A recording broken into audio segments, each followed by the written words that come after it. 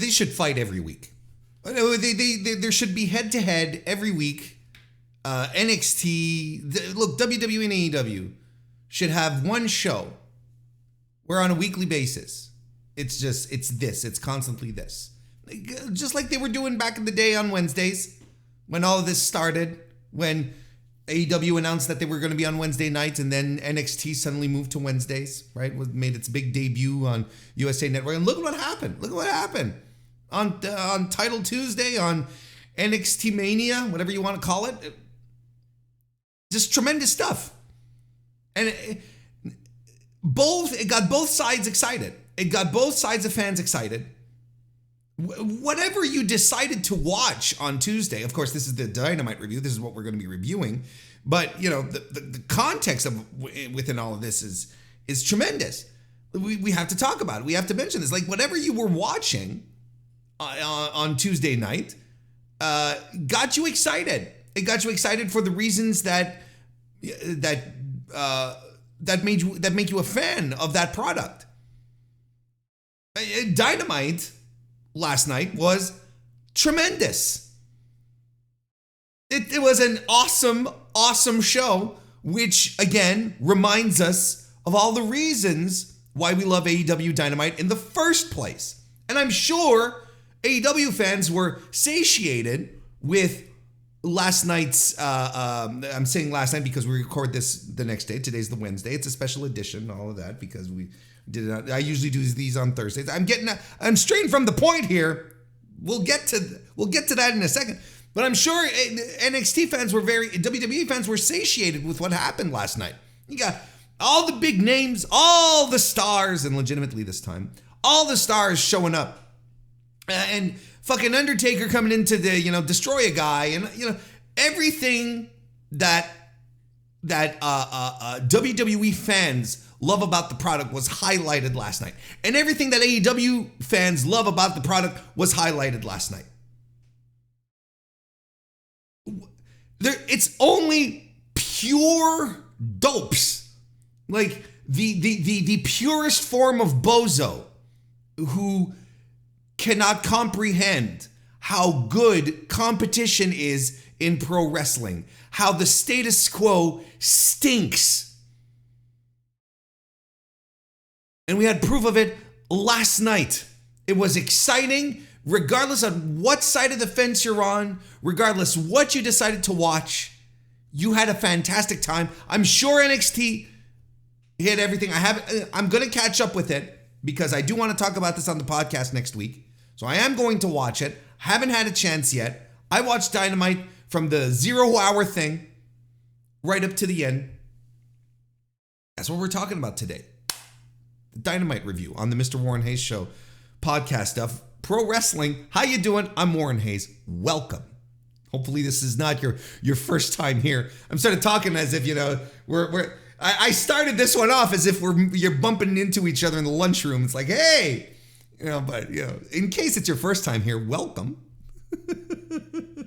I am Mr. Warren Hayes, and this is the Dynamite review. We do this typically every Thursday, but special presentation night of Dynamite means special presentation day of the review, which I do typically the next day. So today is Wednesday after Tuesday. Here we are, and we are going to be talking about Title Tuesday, which happened on October 10, 2023, from the Cable Dahmer Arena in Independence, Missouri.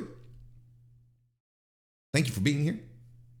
Leave a like if you're watching this on YouTube. 5-star reviews, Apple Podcasts, 5-star ratings on Spotify. Look, I wouldn't be constantly hammering this home if it didn't have a legitimate impact on the growth of the podcast. I'm just saying. That's just tiny little bits you can do here and there to help out those. That's fantastic. But yeah, it happened. I'm recording this before the discourse gets overrun by ratings, which will be released later today. I'm doing this over lunch, so I don't have the ratings info, and this is not typically what we chat about here, besides Brendan Thurston and John Pollock later on today. If you're listening to this on Wednesday, they're going to be breaking down the ratings the minute that they come out. on a live broadcast, so you should tune into that.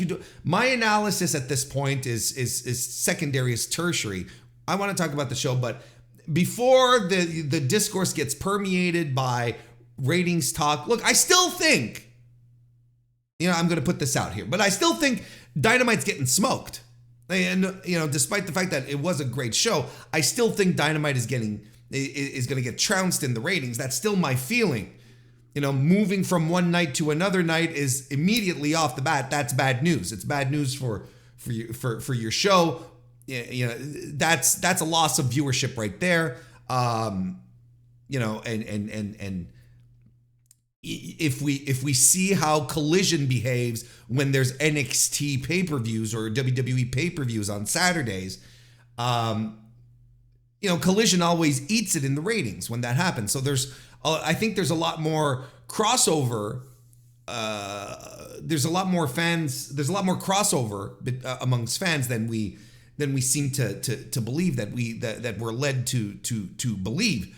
In any extent, so considering that is what I'm trying to say. Considering that little bit of information, if NXT is loading up on a Tuesday night, well, that's what you do. It might prove to be bad news for AEW in the ratings. But I'll be damned if AEW didn't do everything in its power to stock up, right, to do the thing. And here's something very interesting that I want, that I want to put out there. Like I've mentioned it, but I think it's very apropos even today to bring this up again. It's interesting how, most weeks on Dynamite, when I'm sitting here and I'm going, well, there's a lot of, you can feel a lot of sports entertainment seeping in, right? There's a lot of talk segments. You get the vignettes. There's a lot of this going on. But when you stick to, so there's a lot of this that happens on a weekly basis, right? But AEW, when it's time to deliver, when it's time to go head to head, when it's time to pull a big night, a big rating, a bit whatever, what do? They don't fill the show with talk segments. They don't fill the show with vignettes. They go straight for the wrestling. They go straight for wrestling, big matches, people who can deliver in these spots. That's what we got. Shit happening, great promos on top of that. We're not losing ourselves in all these storylines and wacky ass angles. We go straight back to the basics. Now, isn't that interesting?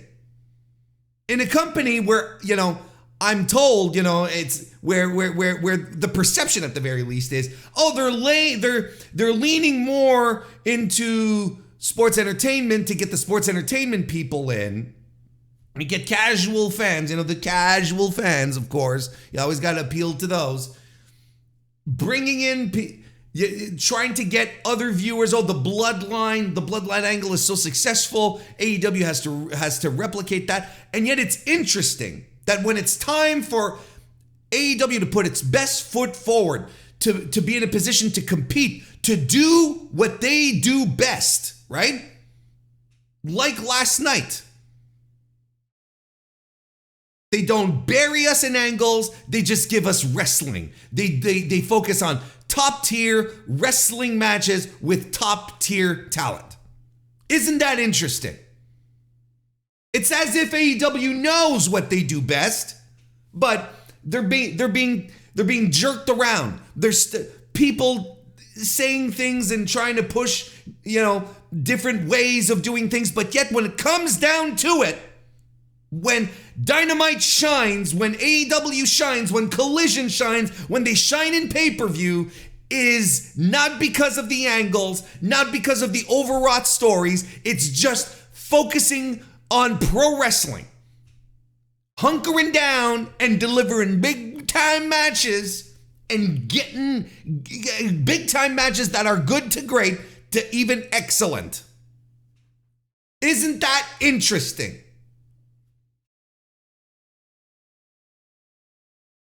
And you can see it, look, straight off the bat, right? When the show starts, we're going to talk about the 0 hour, but I just, bear with me here just to make this point. The show starts with a match. Sure, you get the Christian Cage cold open. Okay. But the first thing that happens really on the show is a match. And it's Danielson and Swerve. Out the gate. What did WWE program? A promo. Cody Rhodes, Dragunov, Dominic. That was quarter hour one.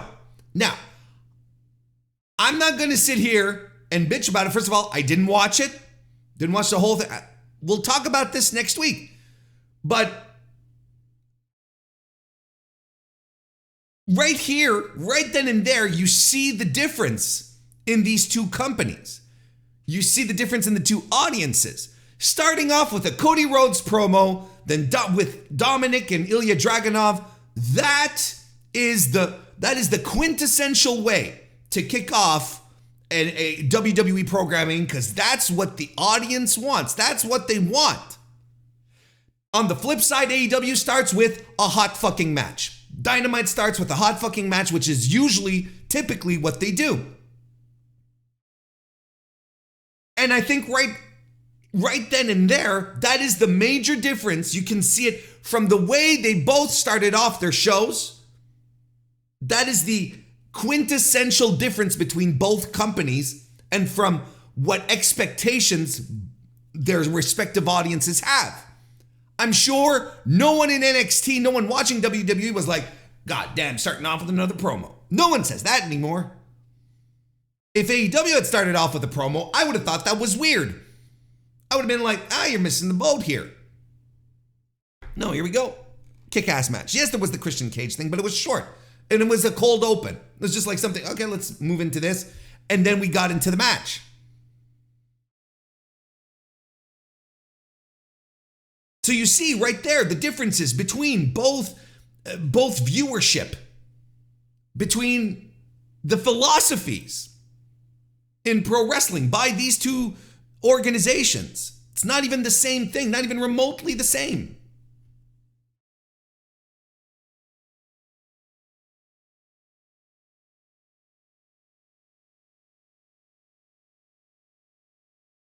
So it's, ultimately, the shows were very representative about what they do and what they do best. WWE trots out the stars, brings out the big names. NXT felt like a mini Monday Night Raw last night. And Dynamite, pulled out all the stops, felt like a big time Dynamite, pay-per-view quality, supercard level stuff. I'm telling you, this was built. Dynamite did everything they could in their power to swing often and swing hard. They were like, listen, if we're going to lose, we're going to lose swinging, doing our best, putting our best foot forward, because the opposite would not have been acceptable. But they came out, the 0 hour, the 11-minute overrun, and then, we're going to do the first 30 minutes without any commercials either. Oh, and by the way, Triple H, Shawn Michaels, y'all are bald assholes. Tony Khan, he was tweeting through it. He's a poster. He's always online. Tony's online. I thought it was tremendous. This is the kind of chaos when I tell you all, embrace the chaos in pro wrestling. Don't go around going, he shouldn't be doing this. Like, who cares? Who cares? What is your vested interest in how Tony Khan behaves online if he's just shit posting? He's shit posting. It's a different story if he's going out and, insulting people, making fun of marginalized groups. Y'all are still on Twitter as far as I can tell, and you can still endure Elon Musk, but yet you're going to get mad because Tony Khan is calls Triple H, drops some memes, takes a shot at Vince McMahon. Let's go. Let's fucking go. This is the kind of chaos I sign up for when I watch pro wrestling. This is the kind of shit that I adore. This is the shit that we've missed. I was so stoked about all of this. Every time someone would drop into the Discord, which you should join, by the way, the link is in the description, and drop a new Tony Khan tweet, I had a huge smile. I was like, this is fantastic. And the number of people getting mad at it is like, good, you're getting worked. You're getting worked. The promoter is out there promoting. and it's evoking emotions in you. Fantastic, you're doing it right. He shouldn't conduct himself that way. Well, get off of Twitter. Like hold yourself to the same standard. I can't support this. I can't support Tony Khan. Well, then it says a lot about you if you're saying that and you're still on Elon Musk's Twitter. I'm just saying. Anyway, as far as the business aspect of it, because I'll talk about this on Tuesday again. But at least we got these thoughts out. According to WrestleTix, the final count at the Cable Dahmer Arena, 3,621 tickets were distributed. That is the lowest attendance from all of AEW's history in the building. The last time they were here, which was in March, 3,912. So, a 300 drop isn't necessarily, it's not necessarily a disaster. And in fact, it's 3,621, despite being the lowest attendance in that building. It's still around the average that they have for the building. The highest attendance that they had was in August last year for a Dynamite, 4,357. Other than that, it goes back to 2021, 3,914, and in 2023, 3,700. So, it's the August Dynamite of last year was clearly a high. Everything else is sort of like in the same waters. I mean, I'm sure that they were like, oh, well, okay. It's not that huge a drop. Like it's a 300 or so less than when they were here earlier in 2023. But don't get me wrong, like these, attendance numbers are still not great. This is average par for the course for AEW these days, but it's still overall not great. Anyway, let's get to talking about what happened. Of course, there was the 0-hour show that was broadcast on YouTube where you had Renee and RJ City hosting and doing the panel stuff. The Wrestle Aunts were there. But of course, as much as we enjoy Renee, as much as we enjoy RJ City, we were here for Eddie Kingston successfully retaining the Ring of Honor World title and the Strong Openweight title against Minoru Suzuki. This was exactly what you thought it would be. Tremendous showing of grit and just chest busting. Suzuki, I think he probably caught a red-eye flight out of Tokyo, right? He was wrestling on Monday. He was in Tokyo on Monday. In the Ryogoku show at Sumo Hall, and then next thing you know, he's in North America. They're announcing him. So it's like, did he get the call during the match? Like how that happened very quickly. Anyway, Eddie retains. His feud against Japan continues. Eddie Kingston versus Japan, feud of the year. Just tremendous stuff. It's exactly what you thought it was. I enjoyed it. I'm a simple man. I enjoy this kind of stuff. One more chop each after the match. They hug. And again, Kingston leaves the ring to his Japanese compatriot, left it to Suzuki, and he left. Then Eddie Kingston on his way out drops in on commentary, right? And he tells us not to be idiots and watch Dynamite. Don't be idiots. Tony Schiavone is backstage. He's with Tony Khan.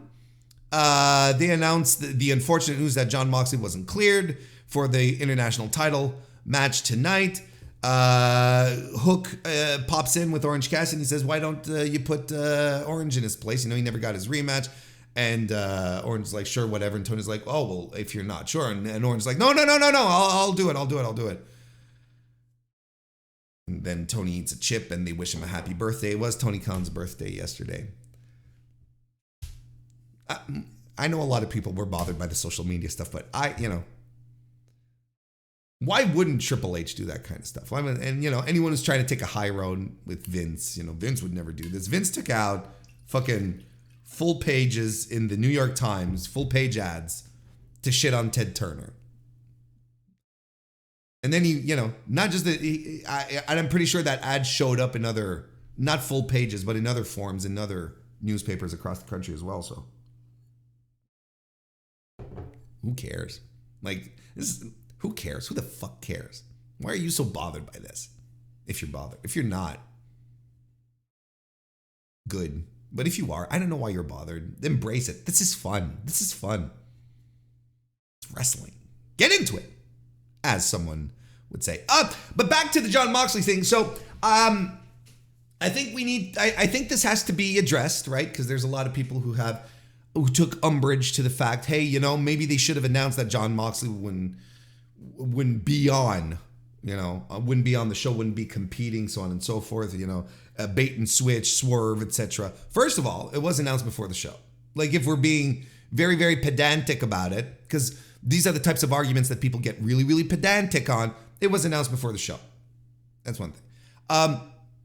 I kind of think it's a little scummy to do that. I agree, but I'm not sure that in Tony Khan's shoes, with everything that's being on the line here, with everything that he's been tweeting through, everything that he's been announcing, put together, the overrun, the 0 hour, the 30 minutes commercial free.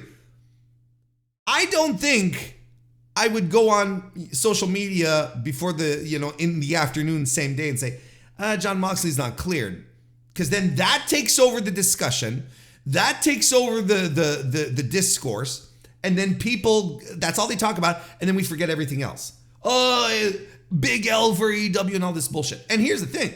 If they just switched over back to Orange Cassidy, who is a proven value, tremendous wrestler. I don't know if anyone is truly mad if they had nothing against Brian Cage. I love Brian Cage, but Brian Cage is not a Orange Cassidy, Jon Moxley type of star. Are we in agreement with? We have to be on agreement with the statement before moving forward, but I think that's a safe assessment. If they had pulled out Brian Cage to fill in the shoes, or Action Andretti, or you're like, oh man, now you can be like, yeah, this fucking sucks. But you're getting Orange Cassidy instead, coming in doing an unannounced match, and you're sitting there and you're going, okay, well, there you go. He's winning the title regardless. Like, we're dropping the title. Clearly, the plan was to get the title off of Phoenix last night. That's what happened. So, yeah, this is the kind of promotional move where I'm like, something should have been said before the start of the show, despite the fact that something was said before the start of the show. And I think Tony was smart. Like I said, I don't know if I would have done any different. I honestly don't. Same situation, same shoes, same head-to-head on Tuesday night, having put together, calling in favors, asking TBS for all these special things. I'm not sure I would have taken to Twitter and say, one of my top guys is not going to be there. That one of the top guys I've been advertised, that I advertise, is not going to be there. I'm not sure I would have done it. From a public relations standpoint, from a pure communication standpoint, you keep everything on track, on message. We're talking about the big show tonight. We're talking about all these great matches, the head-to-head, Tony's tweeting, all this stuff. That would have just derailed everything. And then announcing Jon Moxley like at 2 p.m. he's not going to be there, just would have derailed everything PR-wise. So I think it was overall handled in the best possible scenario, I believe. Would it have been better to announce beforehand? Yes, sure. But there was so much to enjoy on the show on top of that. Moxley versus Phoenix was probably what? Let's be honest. It was probably like maybe the third most anticipated match on the card. Fourth? You could make a case for fourth. I'd absolutely make a case for third. I'd say people were more excited for Swerve versus Danielson and Copeland's debut than Moxley versus Phoenix, because I think everyone expected Phoenix to just eat shit in the match, and John. Like, I don't even think it was the biggest match on the show.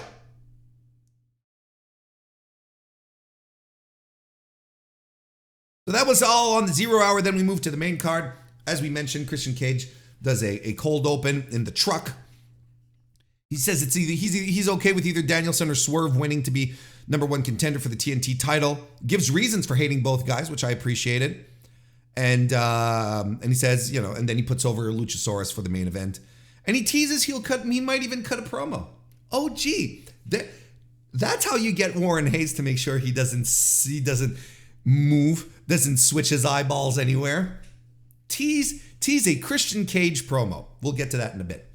Then as we mentioned, of course, a little earlier as well, the TNT title #1 contendership match happened where Danielson defeated Strickland in an absolutely tremendous match.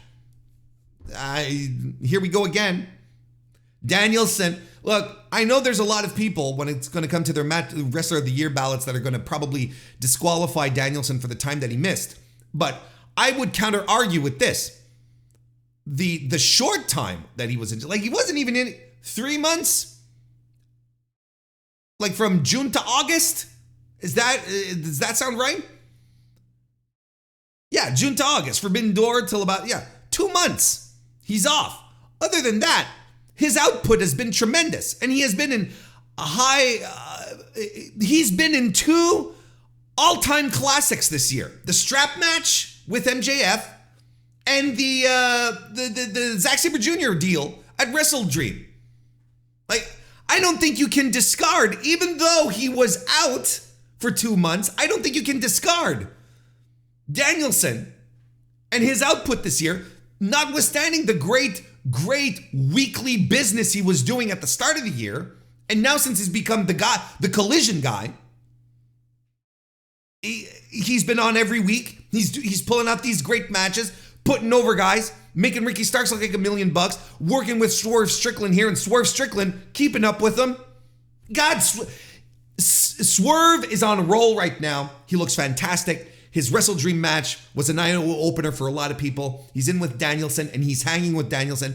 And you can argue, you can say, of course, who's going to have a bad match with Bryan Danielson? Fine. I'm completely on board with that. That's an absolutely fair assessment to have. It's like saying, oh, this guy had a great match with Will Ospreay. You're like, well, of course. It's Will fucking Ospreay. What can he do with, a sack of turnips?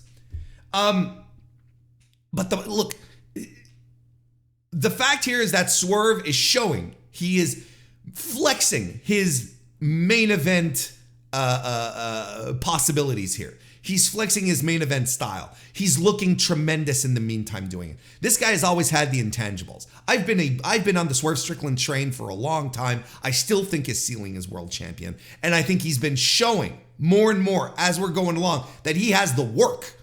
He has the work backbone to make this happen. Because promos, character work, presence, the guy carries himself like a fucking superstar. And when he says he's going to be the first AEW Black World Champion, I believe it. The first Black AEW Champion is how I should have worded that. But I believe it. I'm on board on this, and just tremendous stuff. He's so smooth in his grappling game with Danielson, transitions in and out of things, and Danielson in the match. He's selling his side, right? Of course, Swerve takes advantage of it. And and it becomes an important part of the match. This is what I love, that Danielson's selling it, but then he runs himself into the corners like he does, right? And he launches himself into the corner before running out.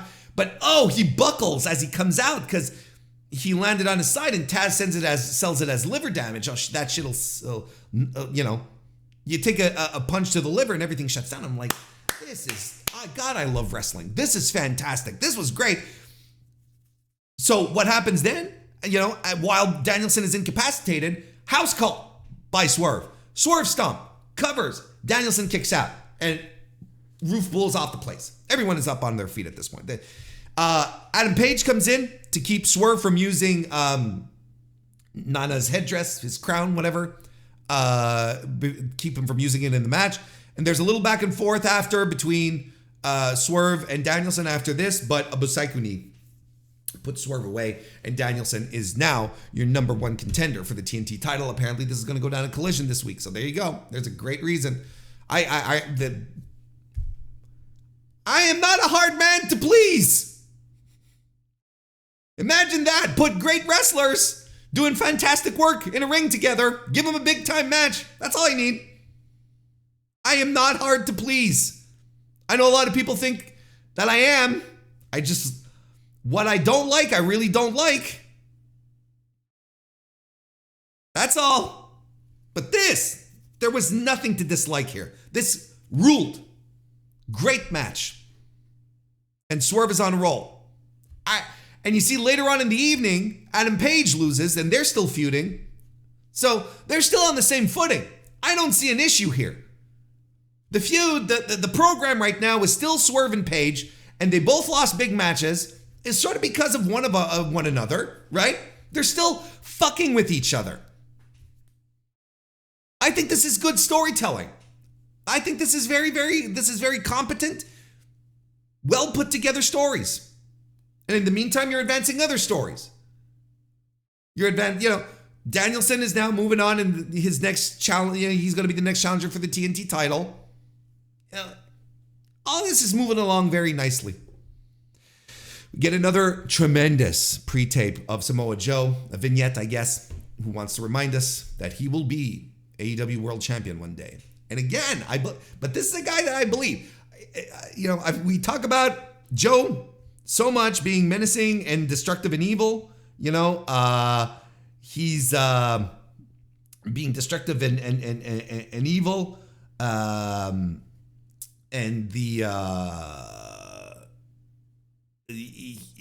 believe him. Like, this is a guy who is in his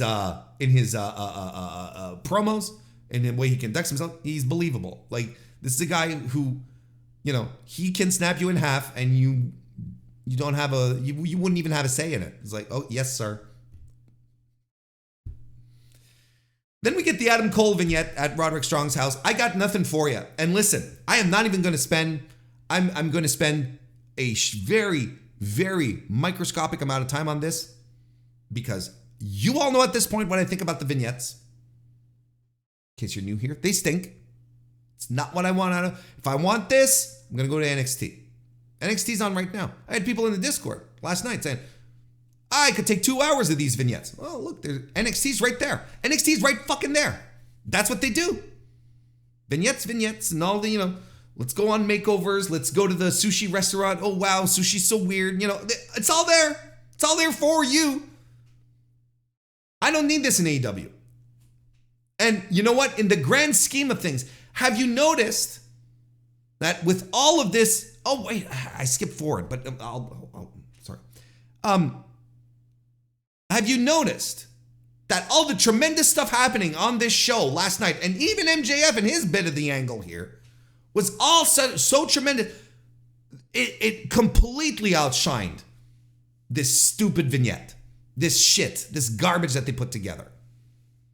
It completely outshined by all of the great pro wrestling happening, all of the eventful things happening everywhere else on the show. This shit took a back seat, as it should, because it stinks. It's for the other guys. And I promise you, like, if you're someone who's like, man, I wish AEW did more of it, there's a show that exists for you. And it's called NXT. And it's on Tuesday nights. Go right ahead. They had a lovely one with, Brian Pillman Jr. adopting, the last name of his abusive stepfather as some sort of reason to say that I hate my real dad. I don't know what that's about, but I'm sure look, the nice vignette. I'm just very entertaining.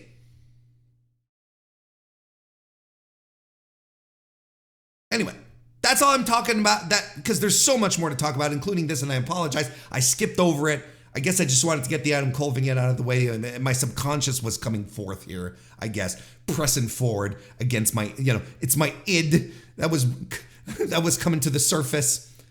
Powerhouse Hobbs, we can't even say defeated Chris Jericho. He destroyed, decimated, overwhelmed, overran, overpowered, just dominated Chris Jericho for 7 minutes. And I don't know if you call this a match. I don't know if you call this an angle. I call this tremendous.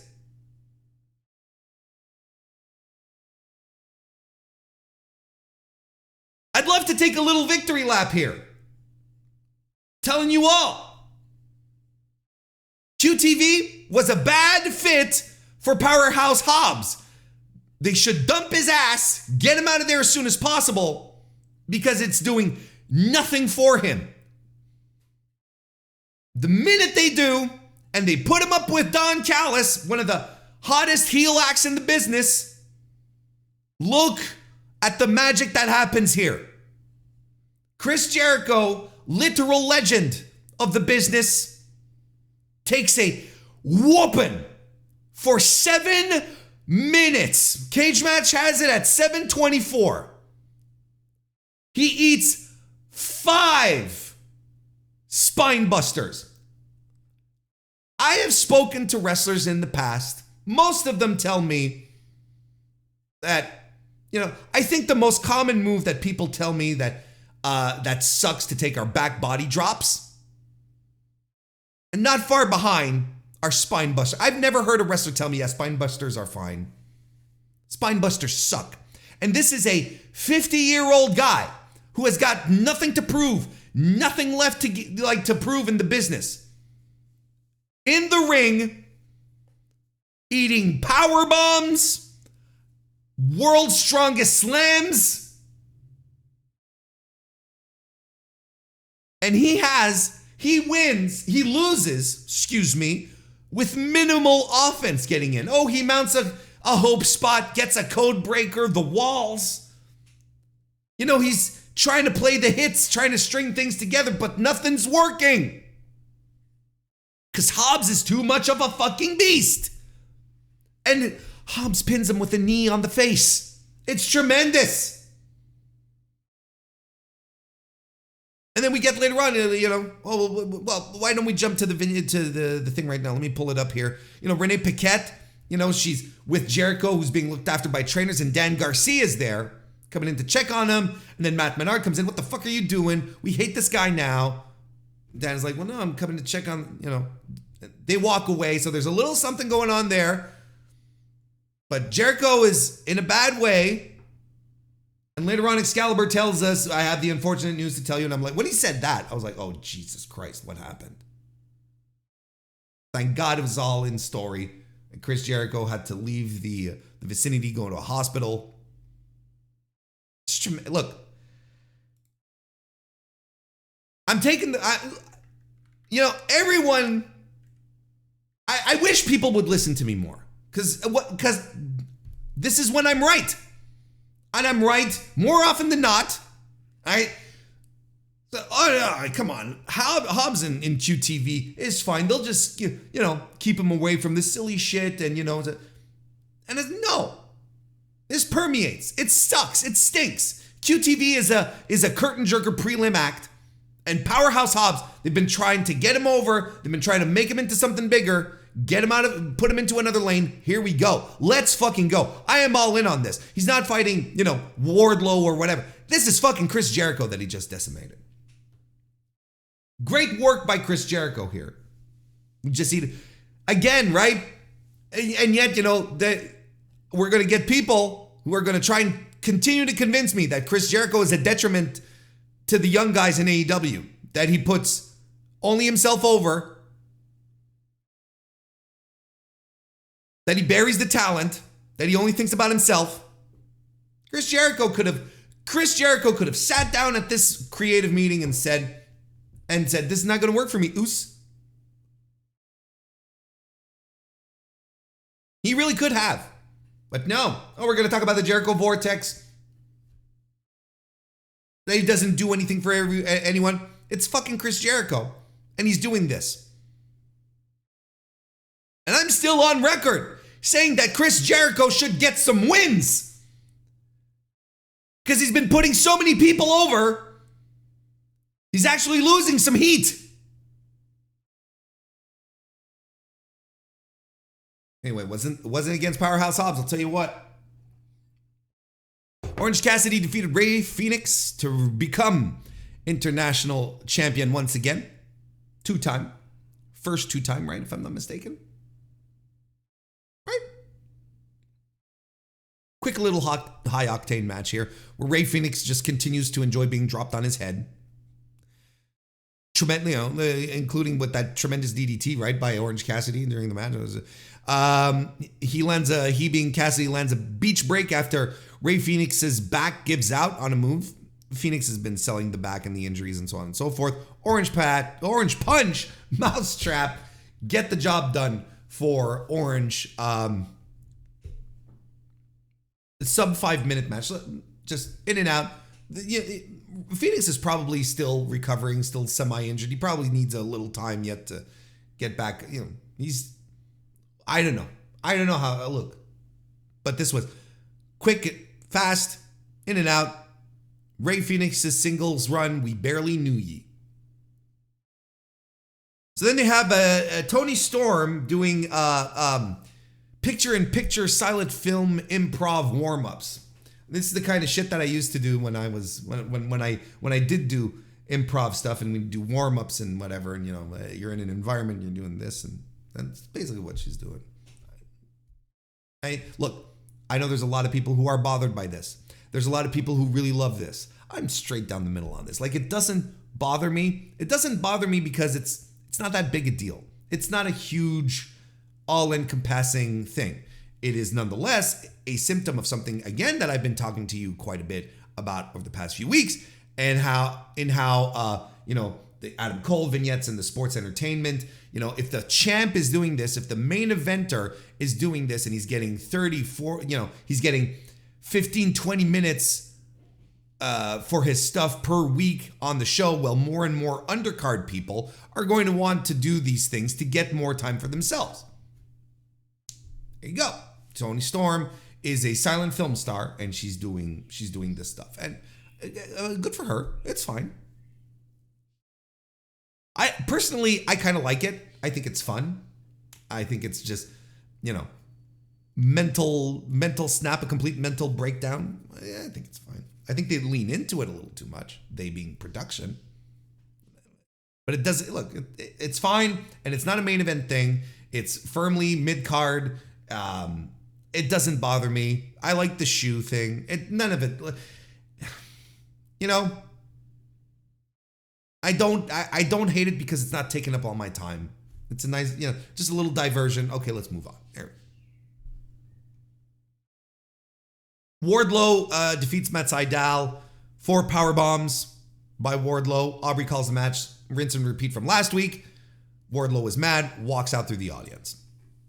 Then we get Jay White versus Adam Page. I thought this was a really good match. Of course, Jay White preys upon their past as they're being confronted in the ring. You're 0 for 3 with me, cowboy. It's telling him in the ring, right? They met in the G1 in 2018. White won. They did a Strong Style Evolve show in 2018. White won again. The Forbidden Door match in 2022 was a 4-way. Jay White, Adam Cole, Okada, Page. Jay White won. Hey, Jay White has been protected in this company for a long time when you think about it. He wasn't even signed and they were protecting him.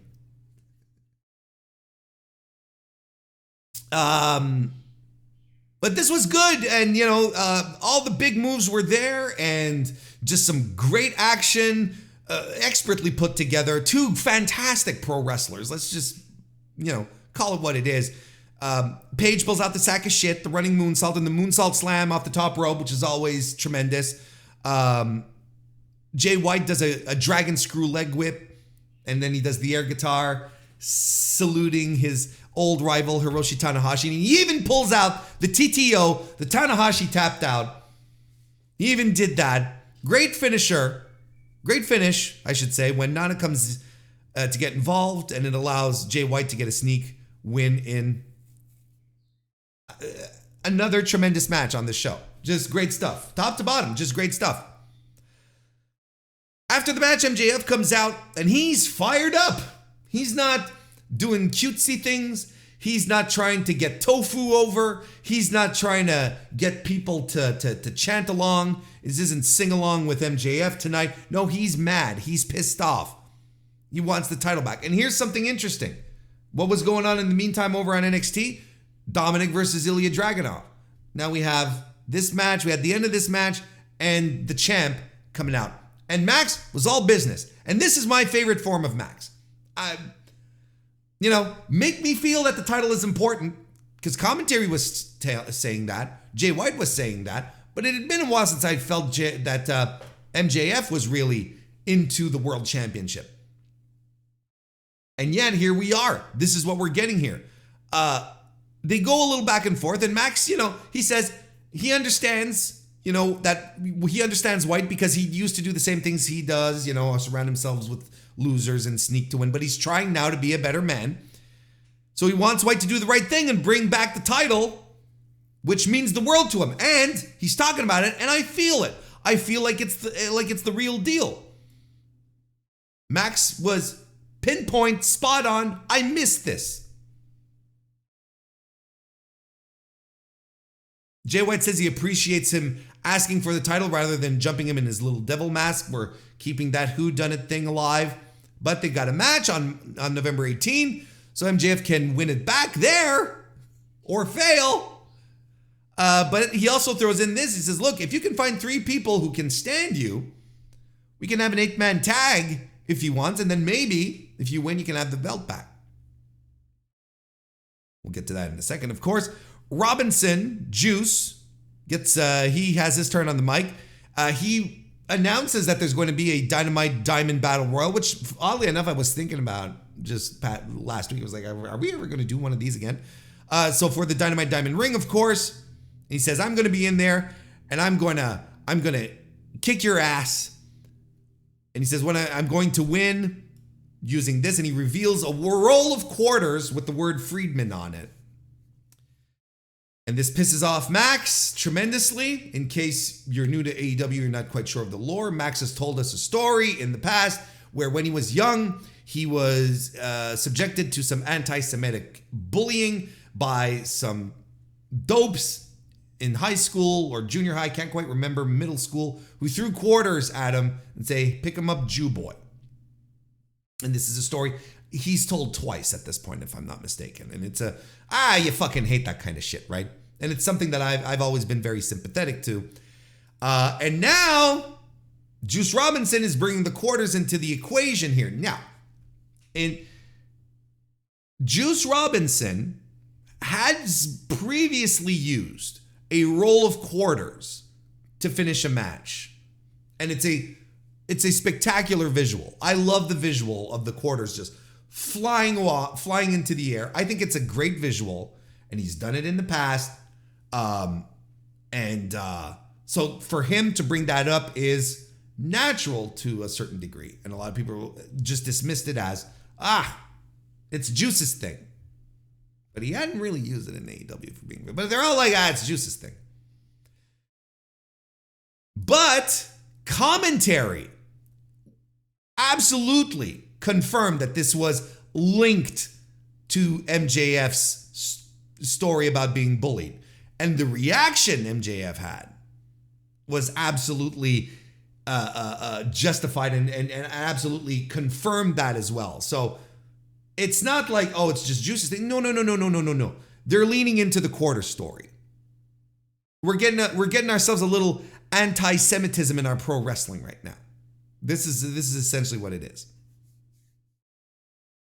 Now I understand why people are upset about it. And honestly, I do, and I get it. It makes me uncomfortable. I like to think I'm sensitive to inequality. I think there's some things that you have to tread. There's some topics and subjects you have to tread on with finesse. And pro wrestling isn't exactly known for its finesse. So it makes me uneasy to get this in pro wrestling because I'm always worried about how these things are going to be handled. So if you outright hate it, I get it.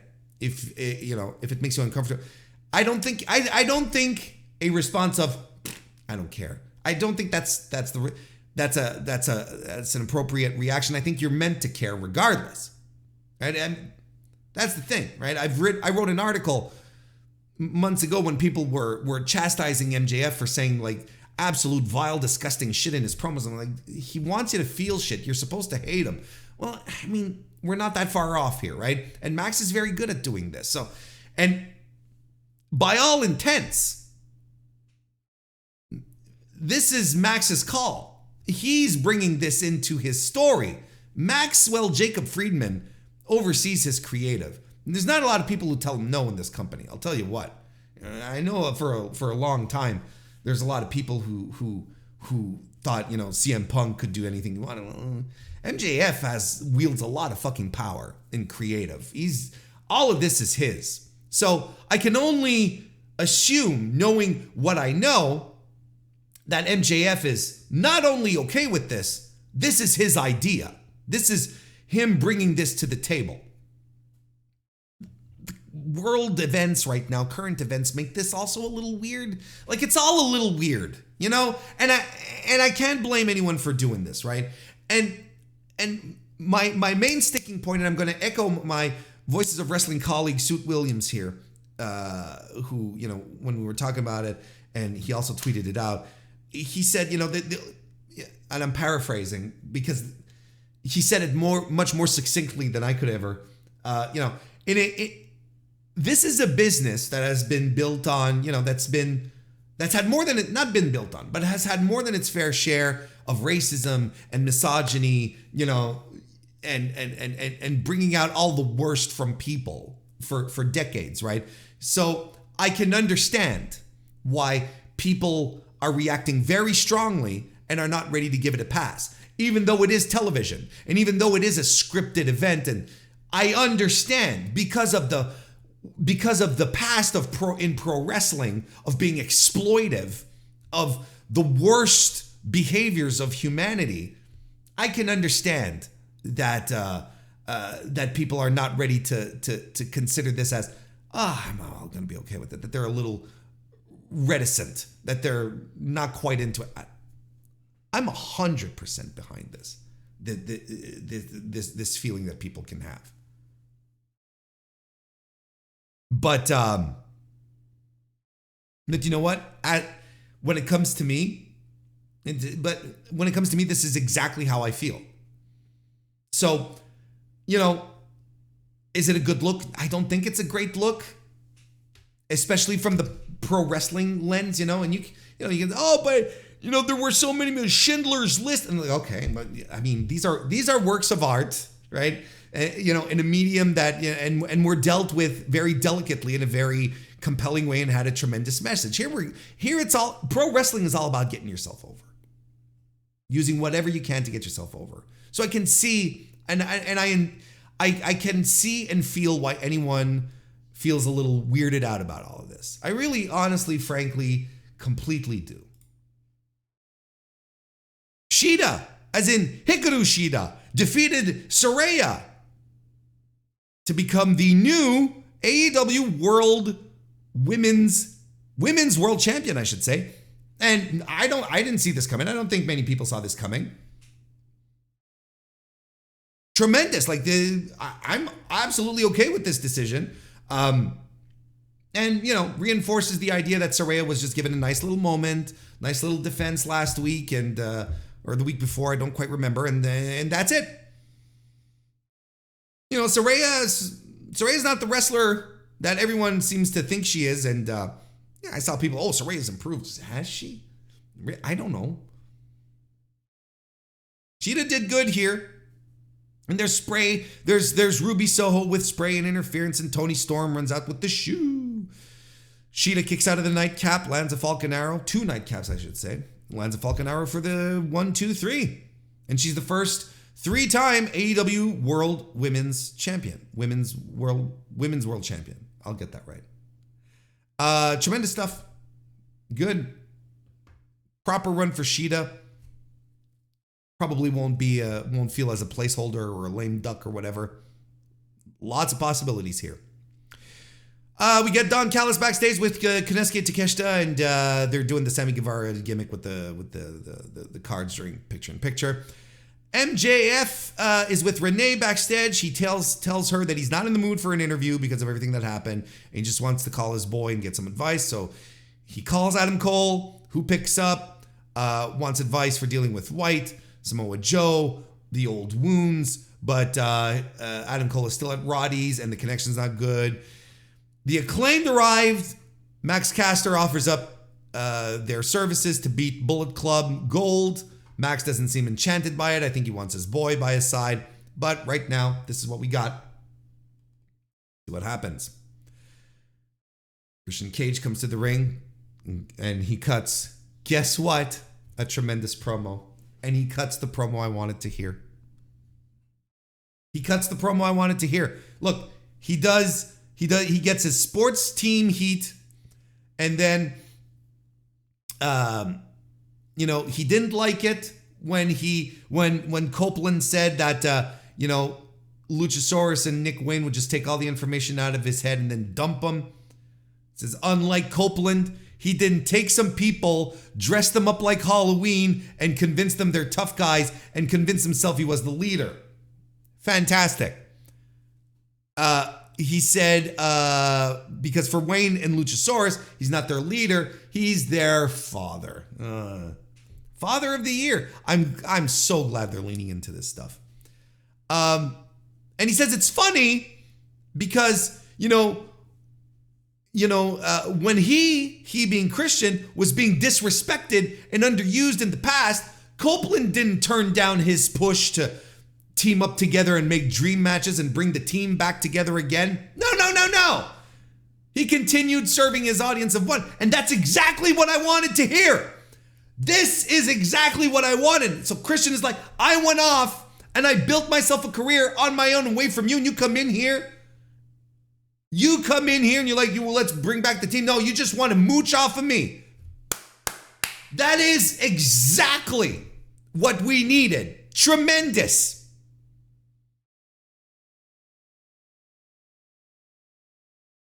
Oh, and Christian, he can't bring up the father. He doesn't say much about that, but he does bring up Beth Phoenix. Says she's always been a big fan of Christian. And he tells Beth to put on clean sheets because he's coming home. Of course, Adam Copeland runs in and Christian Cage takes a powder. We get the match. I mean, listen. This match was meant to paint Adam Copeland in a good light, give him his first win. Luchasaurus dominating him, eating shit and whatnot. I think what it had to do, but I'm gonna tell you, I saw a very Adam Copeland WWE match here. This is what I saw. Saw a lot of big guy. It's like Kane versus Edge. This is kind of what I saw. So,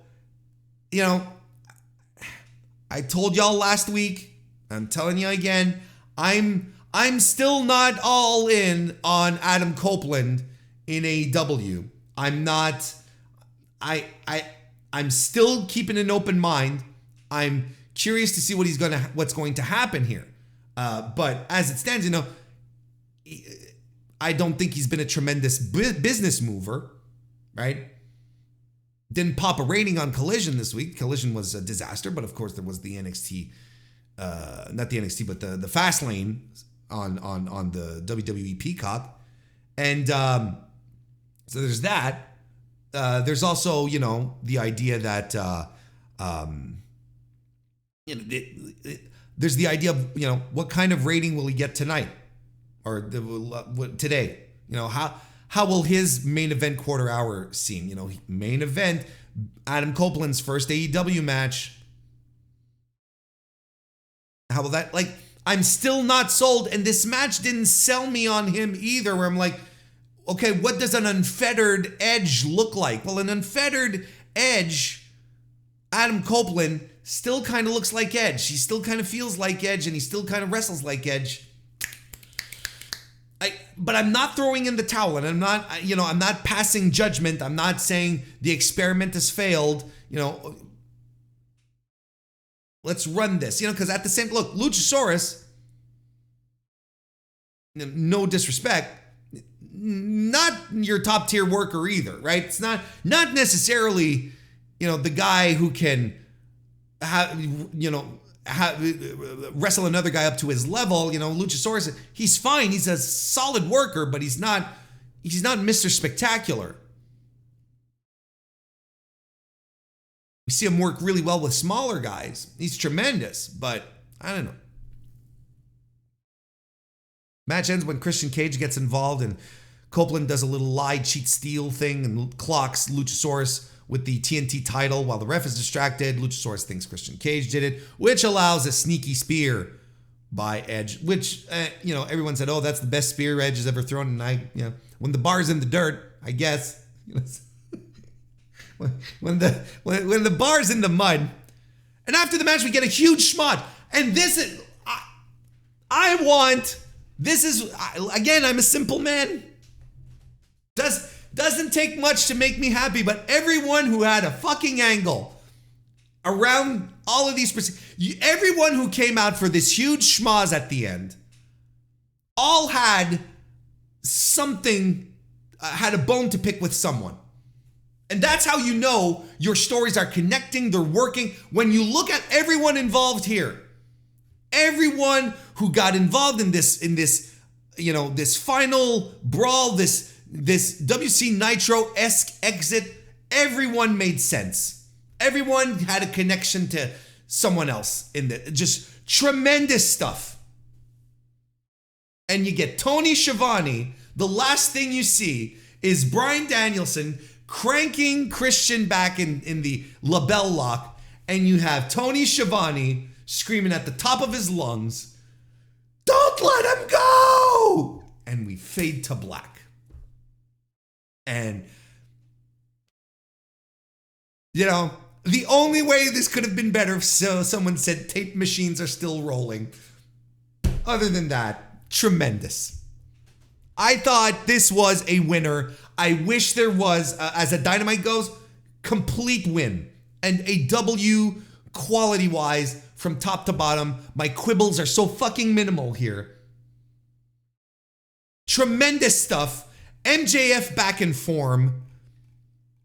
A killer match to open.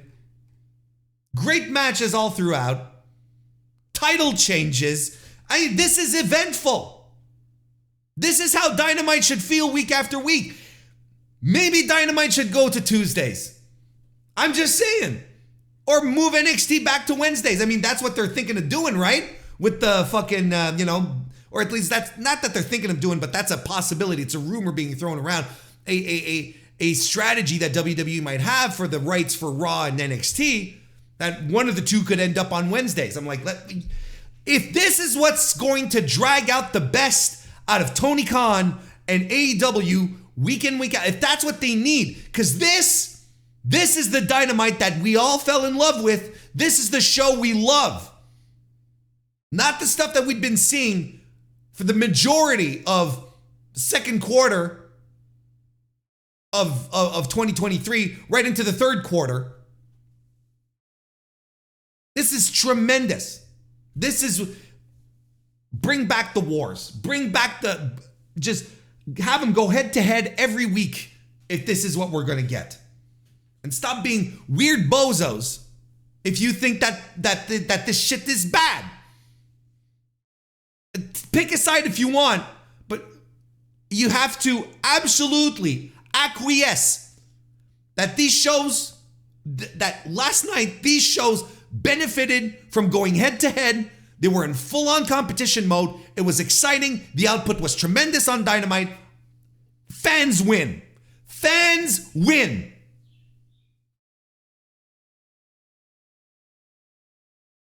There you go.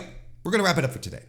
Thank you very, very much for listening, for joining in. If you're on YouTube, a like, last minute ditch for a like, or a review or a rating on Apple Podcasts, Spotify, those things help out. I will be back on Sunday with the AEW Collision review, and otherwise back on Tuesday with another edition of the Mr. Warren Hayes Show. In the meantime, thank you all so very much for popping in on this this unusual day, on this Wednesday, because this will be back on Thursday, next Thursday, right? I'll see you next time. My outro's a